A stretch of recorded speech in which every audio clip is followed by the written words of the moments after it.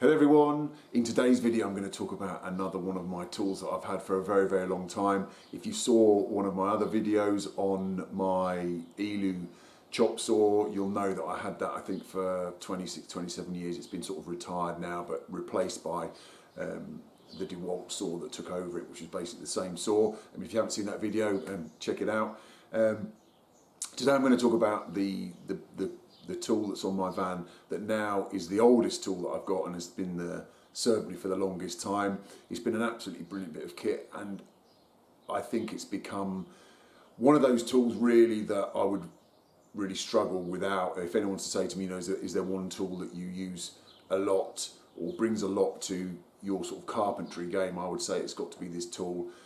This is one of those tools that was very expensive when I bought it, but immediately on buying it I realised it was going to be a really useful tool. You'll see that it's actually in a lot of my videos. If you watch a few of my videos, it's always sort of there in the background somewhere, and it's again with a lot of these bits of kit, you don't really realise how much you use it and how integral it is to your working day until you actually sort of take a step back, or, you know, God forbid it breaks and you're without it. So the time has come for me to have a look at replacing this saw, and I'll go through some of the reasons why this is going to be necessary when I talk about it. Right, let's just grab it out of the van. It's one of my biggest bits of kit. Right, here she is. That's it. This, you can see, just move that out of the way. This is my old faithful DeWALT 250mm or 10-inch table saw. It's a DW744 and it's absolutely fantastic. I bought this in, I think it's nearly 20 years old. So I bought this in early 2002, and as I said, it's really one of those bits of kit that I'll be pretty lost without. So I'm going to talk you through a few bits and bobs and why I think it's been such a great saw, continues to be a great saw, and potentially the reasons why I might have to look at replacing it. So what I've done here, just to make it easier to do this video, is I've just popped it into the stand that came with it. This is a sort of genuine DeWALT stand. It just folds out and the saw drops into it. So, you know, a lot of people will know about this saw. It was the first really decent table saw that came to market. And I think really DeWALT have set the benchmark for table saws really when they made this, and mainly around this sort of rack and pinion fence mechanism. Before the table saws that we had, you know, the fence sort of clamped onto a rail on the front here, and it wasn't really fantastically accurate. This is, you know, everyone knows about the rack and pinion system, but this is absolutely fantastic. And obviously the other big issue with this saw, sorry, the big deal about this saw, issue is the fact that it would cut past the 2-foot mark, so that you could basically rip down 8x4 sheets to any size you like. So, you know, it was really fantastic, a real game changer, as I said earlier. So yeah, you know, I think DeWALT really, when they sort of designed and made this saw, they pretty much nailed it first time. I first saw this saw when I was working out in the States in, I think, 96 or 97, 1996, 1997. And I tried to bring one back with me in my luggage, but I couldn't do it. So I had to wait until they became available in the UK, which they did. And I bought one, as I said, around sort of 2002. When I bought this saw, it was expensive. I think including VAT, it was around £750. So, you know, back in 2002, that was a big chunk of money, and you know, it was well worth it as far as I was concerned. As I said, been a fantastic saw. There's a few issues that I've had over the year, mainly, and I know this has been well documented, and actually this saw's coming for a bit of a stick as a result of it, is the burning out of motors, or specifically the field and the armature. What I will say about that is this is a 10-inch saw, so 250mm blade. It's got, I think, about 70-75mm depth of cut. The reality of it is this is not a milling machine. You can't go shoving 2-inch stock through this all day. It will burn the motor out, and that's what happened to me. I was doing a job where there were some big 9 or 10x2s, and we wanted some 2x2s, so I ripped a load down, and by the end of that week, smoke started pouring out of this, and I basically overstressed the motor, had to fit a new armature and a new field in it. And that almost is quite topical. It's part of the reason why the writing's kind of on the wall for this saw, because those parts are no longer available here in the UK, and I don't think they're available worldwide. So the next time that this motor gives out, I won't be able to fix it. But aside from that, you have to sort of understand the limitations of saws like this. And just because it's got a 10-inch blade and a 77mm depth of cut doesn't mean to say you can be passing that kind of stock through it all day. A couple of other bits and bobs. I don't quite know how this split occurred here, but this bit split, and what I've done is, as you can see, is part of an old Stanley level that I've kind of used as a repair and riveted it up. So nice feature on this saw. It's got blade storage on the side, and that also clamped through to the blade change spanners.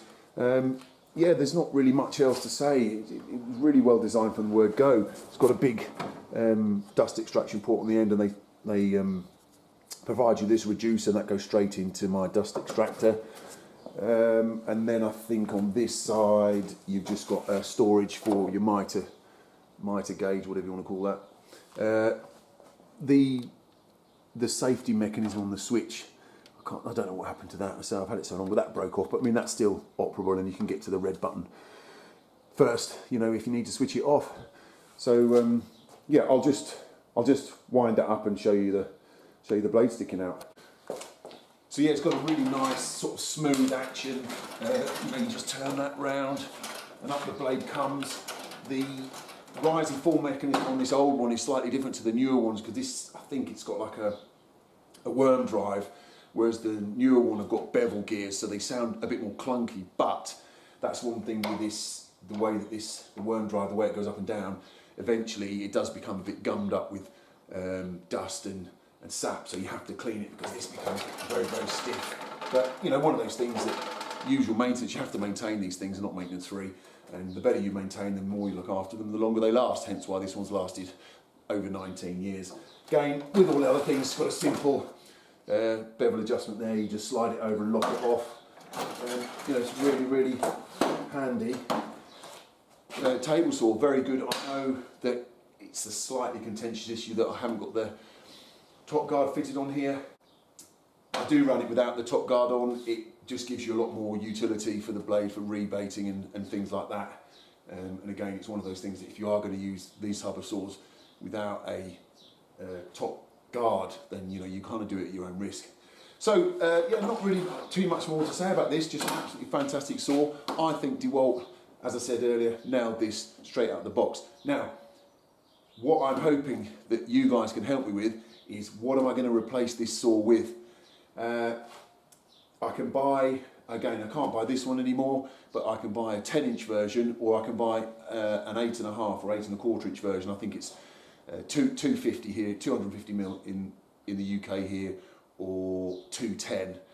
I'm kind of thinking about going for the 250, just because that's the one that I've always had. However, to potentially contradict what I said earlier, the fact that it's got a 75 or 77mm depth of cut doesn't really mean anything, because if you start to use that on a regular basis, you're going to stress the motor out and burn it out. So I'm actually wondering if, when I replace this saw, I can just replace it with an 8.5 or 210mm blade. I'd be really interested to hear any of you guys that run, not necessarily even this saw, but a table saw, whether you think that you really do need that larger cutting capacity that a 10-inch blade gives, or whether you can just stick with the 8.5 inch.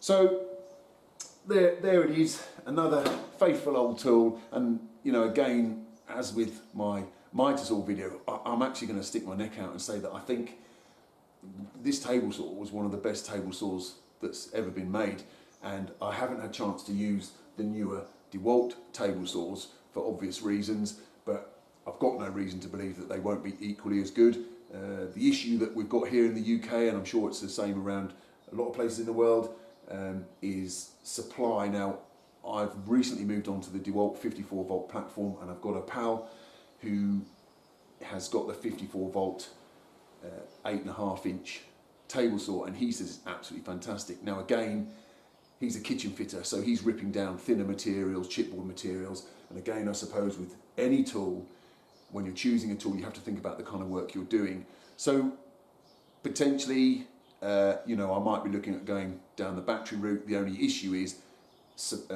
being able to get hold of one here in the UK, and I know that there is other manufacturers that do very good cordless table saws, and obviously the issue is if anything happens to this, then I might have to jump onto one of those manufacturers.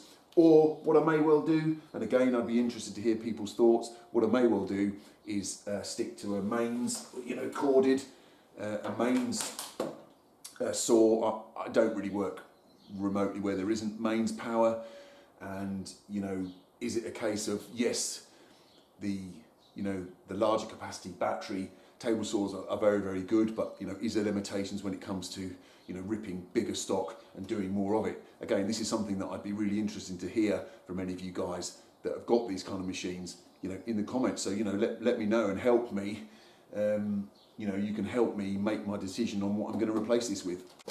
So this is the 240 volt version here in the UK, and I think, what have we got here? Look, 1600 watts. I know the newer saws actually I think are probably closer to 2000 watts. So, you know, a newer version of this may well have more power. And I was having a little hunt about, and I even managed to find, look, I've got the original instructions that came with it, and I'll just quickly show you part of the issue of me having to look for a replacement for this saw is these parts here. So if we can we see there, part 66, that's the armature, that's no longer available, and then we've got part 71 there, which is the field, and that's no longer available. So unfortunately that is pretty much what's kind of put the writing on the wall for this saw. As I said, it's working perfectly at the minute, but you know, it's old, and I don't think it's going to carry on working forever.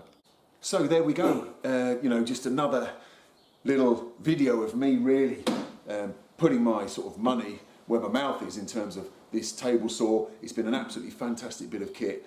It's over 19 years old now, and it does do a lot of work, and I'd be absolutely lost without it.